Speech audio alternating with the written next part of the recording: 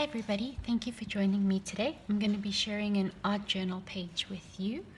I'll be using a mixed media traveler's notebook insert that I made. This is the Canson Mixed Media brand that I just cut up to size.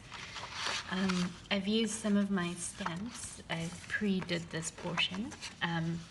This is from a Dylusions border set, and I stamped it on a sticker background so that I can pull it off and stick it on top of the color. The die cut I'll be using is also, it's from a new release die cut from the Dylusions brand. I laminated her just to give it that extra visual appeal. I'll also be using my Distress inks, Carved Pumpkin, Black Soot, Antique Linen, Mowed Lawn, Candied Apple, and Mustard Seed. I chose these colors because of her, so I wanted to color coordinate that. I'll also be using a petite gel press pad as well, just for fun, because I can. And I got this roller stamp from the dollar store actually, so I was going to give it a try and see how it works. And then I was going to use this alphabet set from Studio Calico just to add some letters to it. The letters I was going to use is actually inspired by another Studio Calico set, the Ha Ha Ha No, except I was going to use the bigger letters to do it. Okay, and I'm thinking I'm going to use the stencil, the zebra print, again just for fun to see. I hope you enjoy and I hope you follow along. If you have any questions or comments, please let me know. I'll be posting this on my blog, so if you wanted a list of the supplies that I use, please check out my blog for that information. Thank you for watching. So the first thing I like to do is to get ink on the page. Now, I knew I wanted to use those colors, and I knew I wanted to do a bit of a galaxy effect with those colors, but sometimes what I see in my mind comes out differently on the page. It's one of the things I love most about art journaling or creative planning, is that you have an idea in your head and sometimes the execution is different. Sometimes it's a good difference, sometimes it's a bad different. But the more open-minded and less perfectionist you are about it, the less it matters, and that's what I'm finding. Now, an example of this is this antique linen that I chose. Initially I thought it would be a good base color, but I didn't like it. I like heavily saturated colors, and the antique linen just wasn't giving me what I wanted. I tried to put more color on, but the more I layered, the less effect I was getting that I wanted from the layering. So you can see here that the mustard seed and the carved pumpkin are very vibrant, very bright. And I wanted a third color that kind of blended into it or offset that brightness a bit. So here's me trying to layer again. And I definitely tried longer than I should have to layer this color, but I ended up calling it quits on the antique linen, and I picked up my Distress ink in tea dye, and I really loved that effect more. Now, initially I just went in and I got colors on the page.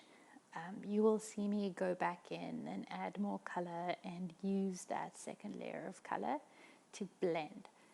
Right now you can see where I put the blending tool down. It's the round circles, and I just wanted to get rid of that, so I went in with the second layer and just kind of blended that color out. Now you see me put a piece of paper between the page I'm working on and the rest of the book. This is because I want to avoid getting ink on the rest of my pages. When I did my cover page, I ended up getting ink on the pages, so I wanted to avoid doubling down as it messes up other layouts. So that's why I keep the piece of paper in between there. Okay, so as you can see how that page came out, it's still not solid blending, if you will. I don't know if that makes sense. Like, you can still see a little bit where I put the blending tool down and where I started, but I really like the effect that it gave. There are artists out there that can do incredible things with blending, and I'm just learning, and this was my first attempt at this kind of galaxy effect. So I'm happy with how it turned out. Now I'm taking my gel press pad and I'm going in. So as with stamping, you want to make sure you have the right sized acrylic block. I didn't, but again, I wasn't going for structured perfectionism, if you will. I was just going to see how it turned out and what happened. I used my brayer tool thinking that once the ink was on the pad, it would kind of even it out so you wouldn't see where I had stamped the pad. Turns out it didn't make a difference. So just quickly, you can see here where I made a mistake. I ended up just going in and blending it. I tried to push it down evenly, but because it was the middle of the book, I definitely ran into some issues. Just because it's on fast forward, you don't quite see how I tried to push it down. Now I had to clean the gel press in between uses because I wanted to use the green, and I only have one size of that gel press. So I went in and blended it out too, because I liked the effect it gave when I blended it out, which I wouldn't have done had it not been for the mistake I made. So everything works out. At this point, my page was pretty heavily saturated in ink and kind of a little bit wet, so my stickers weren't sticking down. So I decided to do my stenciling. It worked out that my stickers weren't sticking down because I was able to lift it off and do my stenciling. So this stencil I got off of Wish for a couple bucks. Initially I was kind of choked that the color went beyond the border of the stencil, but I decided to just go with it, and it actually gave a cool effect of kind of an unkempt effect. So it worked out. This is the stamp, the roller stamp I got from the dollar store. It was garbage, to be honest. Like, the saturation's not great. I'm gonna try and resaturate the stamp pad and see what it does. But I just decided to put it in the background and see how it looks. Now, I'll be stamping letters into these gel press squares, so I decided to give them a border, kind of like journaling borders almost. And I ended up really liking the effect. This is just art journaling, so I didn't use a ruler. I'm not looking at another page that I pre-made. I'm just sticking stuff down as I go and making changes as I go. So next up, I will be stamping my letters. The stamp set is from Studio Calico, and the ink pad I'm using is VersaFine. I love this stamp set. I love the ink pad I used. Really great quality. If you look closely, you can see the letters, the shading have very fine lines, and the stamp pad and this picked that up, and the stamp allowed those lines to come through, which I really loved. And again, my inspiration came from a different Studio Calico stamp set, the Mom Life stamp set that had a stamp that said, ha ha ha, no.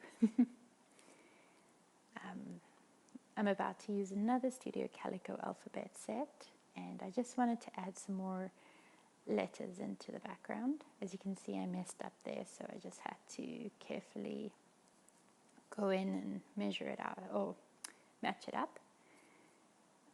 I still wanted more letters, so I found a Studio G stamp set from probably about 5 years ago, and to be honest, I hated it. I hate how it came out. it's very floppy, so it definitely wasn't working as I wanted it to. So next up is some art journaling in motion. I decided I didn't like the original die cut I wanted to use, so I grabbed my bag of plain die cuts and decided to see what I could come up with. I decided to cut the head off of one of the bodies, as I just wanted the head. So at this point my page was dry enough to just glue items down, which was great. But the stark whiteness kind of bothered me a bit, so I wanted to go in and add some color where I could. Like I said, I hadn't initially planned on using this, so I wanted to add some color to it without overwhelming the page. So I went in and just added some color for balance on the border as well to, like I said, avoid that stark whiteness. So this is my art journal page. Thank you for watching today. I appreciate your time.